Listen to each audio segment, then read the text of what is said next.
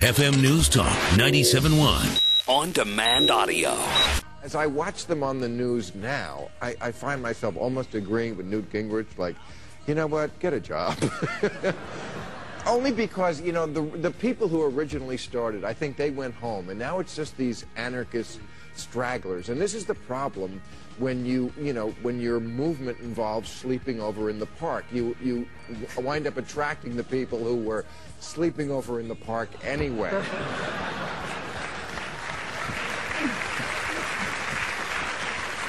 And I think that's where we are now with the Occupy movement. They did a great job bringing the issue of income inequality to the fore, but now it's just a bunch of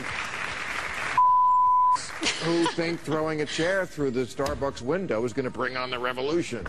And that was Oakland in particular. And I have to wonder whether or not, like, spray painting a bunch of historic landmarks would do the same thing. And, of course, the man behind that remark, you know him as the host of HBO's Real Time. And he's on a comedy tour right now, and he's going to be in St. Louis in just a couple of weeks at the St. Charles Family Arena. I have to laugh because it's the Family Arena, and Bill Maher's coming there. But Bill joins us on the phone right now. Good afternoon. Hi, Dana. It's good to talk with you. It's been a long time since I've seen you, but I appreciate you coming on the show. So we just played the soundbite of you when you were on your show when you were discussing, the Occupy movement as it is right now. And look, I mean, we are miles apart on, probably most things ideologically, but there are certain things that you and I find some common ground on. And I think one of those obviously was your remarks on the Occupy movement. You actually agreed with Newt Gingrich on that. Do you still kind of have the same viewpoint of the Occupy movement then? I wouldn't say I agreed with Newt Gingrich. I think Newt Gingrich from the beginning told them to get a job. Was he the one who told them to get a job, or was that Herman Cain? No, it was Gingrich. It was Gingrich. Okay. No, I mean, I thought it was a movement that brought to light some really important issues like income inequality and banks that are too big to fail, the things that are really besetting our economy. But then they turned into, I don't know what, winter came and the actual people who started it, I think, went home. And, what happened was the people who were always out in the park sort of took over that movement. I visited a few of them around the country. And that's kind of what happened was the fringe, crazy crowd took over and they started burning flags, which is certainly their right to do. But it really wasn't part of the movement, wasn't accomplishing anything. They're calling Obama a fascist and, just nonsense. So it became just sort of a ragtag army of the nonsensical fringe types who were out there anyway. Right. And they needed to be called out on that. And, of course, I got a lot of hell from the left. I was going to ask, did you, obviously you anticipated that you would get some blowback from that, but how much did you get exactly? Oh, I've gotten so much this year. I mean, you would not believe what I got for defending Rush Limbaugh's right to stay on the air. Yeah, exactly. That's. Oh my gosh, they were all over me for that, and there were just some days I could not even read my Twitter feed because of the anger. I mean, it's a shame how tribal this country has become, and that is, I must say, a fault of both left and right. I mean, they just do not want to hear anything that goes against what their team is for. And, I tried to point out to them that the ACLU, what is a more liberal group than that? What do they do all day long? They fight for free speech, the odious speech we hate. So if you hated what Rush Limbaugh said, it still should be his right to stay on the air. I don't believe in making people disappear because you don't like something they said. Right. Why is that there are so many progressives that believe that way? Because that ideology is supposed to be, the free speech, the sex, drugs, rock and roll ideology, but yet they turn into Puritans if a conservative says something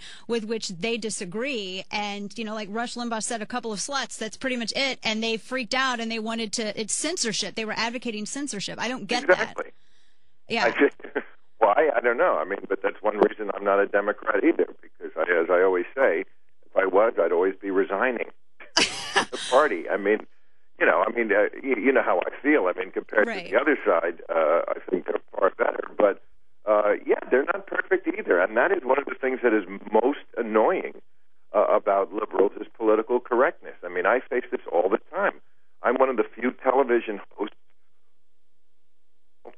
Right. Dana, I'm so sorry. That's another line. That'll Ignore go them, away. ignore them. Yeah, they'll go I away. don't. I'm not very technological. I don't know how to get rid of that. Are you still there? Yes, I'm here. Anyway, what was I saying? No, you were talking about how that's the thing that annoys you most about the left side of the I'm one of the few television hosts who gets booed, consistently by my own audience. Right. By my own television audience, who are very politically correct. I was backstage one of the last times that I was on your show when you interviewed Keith Ellison, and I remember watching this interview happen, and I'm like, okay, I know this is he's going to get his ass burned for this. I know this because you were interviewing him, and you had said you were talking about the Quran. You were like, oh, it's a hate-filled holy book, and it comes from the medieval era. Oh man, the blowback. Yes. Well, that's another one where my own studio audience, lovely liberals that they are, just froze on me. And, they hate this idea. That's another place. I see you're getting to all the places where the liberals really let me down. And it's true, they do. That's one of the big ones, is they have this idea in their head that, because they don't know anything about it, that all religions are the same. Now, of course, you know my feeling. I'm an atheist. I think all religions are horrible. I think they're stupid and they're dangerous. But some are more dangerous than others, and as many commentators have pointed out besides me, Islam is a religion that is a lot younger than Christianity. It's 1,400 years old.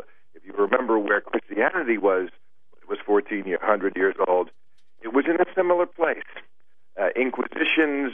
Well, that was the people, though, not really the doctrine. I think there's a difference. I think there's a difference between how the people apply and interpret doctrine, and then what the doctrine says. Because in the Bible, have you ever read the history of the Christian Middle Ages? There was. Oh yeah, I know that. I know the split, and I know what happened in the formation of Islam and in the formation of Christianity and all of that. But I think a lot of bad people do some really screwed up things in the name of religion. That I do agree with, and I think one of the things. My only point was that yes, when a religion is in that place, people take it very, very seriously, and they read those crazy old holy books and take it literally. You're in a lot of trouble. People used to do that with Christianity. They stopped. The Bible says very, very clearly, if you see your neighbor working on Sunday, kill him. Oh, there's a lot of Old Testament stuff. Like you're not supposed to wear two different fabrics woven together. And that was before the covenant with man, though. There's a lot. Dana, either it's the word of God or it's not. No, but you can't look at it like that. You can't, because there were. Why? What are you talking about? Because there was a covenant. Like there was a promise with man, and we could totally Bible thump and get in the weeds with this. But basically, what happened was that Moses' law. But it's all BS from your point. If we get into the weeds of this, but what it is that either you're claiming that this is a special book unlike all the others, and I think that's what religious people are claiming, or you're not. There's no way to lawyer your way out of it, which is what they always try to do. Let me ask you this. There's a difference between, and I've read the Quran, and I've read the accompanying texts that go along with it, because I genuinely wanted to know what it said. I'm like, if I'm going to be talking about this, I'd like to know what the hell's in it. So one of the things that I've noticed, and especially when I look at the New Testament with the Bible, is that, Christian scripture doesn't get into, go and find the infidels and slay them where they lie, whereas Islam, the Quran does. And I think that's why when you called it what you called it when you were interviewing Ellison, you hit on something there that I don't think that you've hit on before. But, honestly, we could do you could do a whole show on HBO just particularly about that. But I've done many. I know. I wanted to ask you a question as well, because you were talking about how do you consider yourself a free speech purist? Of course.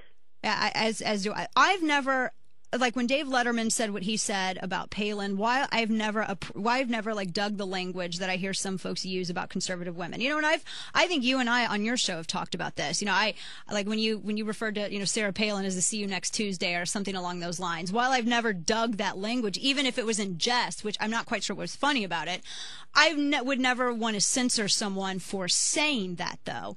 But okay, first of all, I never said that on television. What I said that was on my. That's in stand-up, okay? Stand-up, first of all, to kind of blow the hole in the false equivalency argument here that I'm always having to defend lately, because Bush Limbaugh got in trouble. First of all, stand-up comedy is very different. It's live, okay? If you don't like it, don't go. Second of all, I did that routine, and it was a routine. I just didn't walk out on stage and say, "Good evening, ladies and gentlemen, Sarah Palin." I know you did. Okay, so I did it all over the country, including very conservative areas. Right. Always brought the house up. Not one person complained. I go by the old community standards thing. If the community is okay with it, I'm okay with it. First of all, she's a public figure. Oh no, okay? no one's disputing that. I just don't get what's funny about it. Because you didn't hear the routine. Okay. And also, you wouldn't because you like her. Well, are you going to do this joke when you come to St. Louis? No, that's the other thing. I was going to say, because then I'd have a chance to hear it. This is such an old story. Like, it was like 2 years ago. No, I know. I was just curious, but I just wanted to point out. People brought this up, and actually, because of, I won't even go why I did stop doing it, but I did stop doing it. But, you know, right. It's the last time. You're not going to pick apart, people are not going to pick apart my stand-up act. That's kind of sacred to me.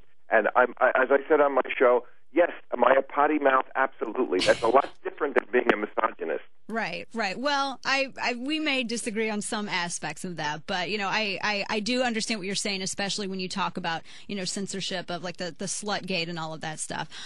One of the things, and I wanted to ask you this too, and you know, you're coming to St. Louis, you're doing your comedy tour. One of the things, you know, Andrew Breitbart was someone that you and I had in common. In fact, that's how I got to know you, and your show was through Andrew. And there was one particular point, one show that he was on with you, where he had asked if you defined yourself as a libertarian. Now, I don't know if you've changed your political stance at all, but do you? I mean, do you view yourself as a libertarian? It's a question that has to be answered this way. What is a libertarian? I've been actually toying with the idea of doing an editorial that sort of puts Ronald Reagan's the Democratic Party, I didn't leave them, they left right. me, and applies it to the libertarians. You know, this is something I said 20 years ago when I first started my first show. And yes, if you were asking me if I believe in the basic idea that people should be able to do whatever they want as long as it doesn't hurt somebody else, I am a libertarian. Does that mean I don't believe there should be meat inspections or, right. you know, well, I mean, that's, yeah. Or, you know, there should be no FEMA. I mean, no. But you donated $1 million to a PAC of a guy who is so not even close to being libertarian, though.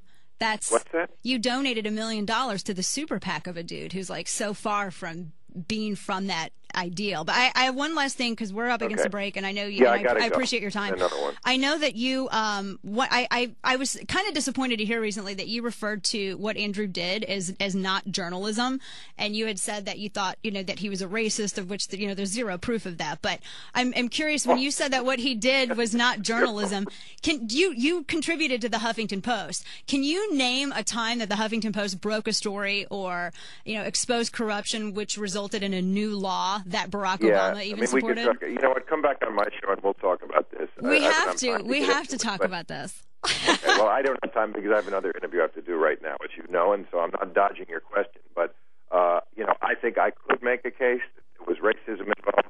And as far as uncovering, I don't remember what he uncovered that was so life-threatening. The Stock Act, which you just donated $1 million to the guy to Barack Obama, who supported the Stock Act, which directly came about as a result of what you call Andrew's not journalism. Yeah, well, you know what? Pigford, I could have said a lot of things. I didn't. People have said worse things about him. We actually got along pretty well. You did. You did get along well. And if you Just read not the with inscription he wrote in the book he gave me the last time he was on the show, it was pretty nice stuff. So, yeah. Anyway, but we could talk about that another time. We'll have to. I'm sorry, I got to run. I hope to see you again soon. Thanks, Bill. I appreciate your time. Bye-bye. All right, take care.